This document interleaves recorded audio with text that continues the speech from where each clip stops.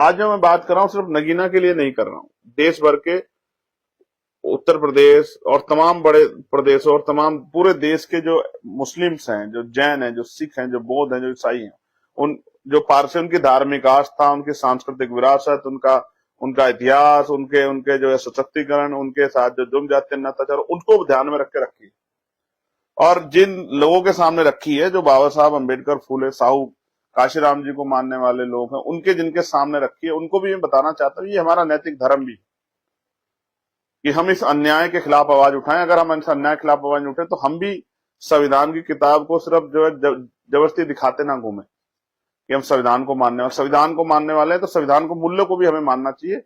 संविधान के मूल्यों की भी रक्षा करनी चाहिए, संविधान के आधार पर राज व्यवस्था बने इसका भी हमें कोशिश करनी चाहिए। मैंने जितनी बातें कही मैं आपसे आग्रह करूंगा, वास्तविकता में अगर आप मुझे सुनते हैं, मुझे मानते हैं, मुझसे प्यार करते हैं, तो मेरी बातों को जन जन तक पहुंचाने का काम भी आप करो कि किस तरह से इस कम समय में,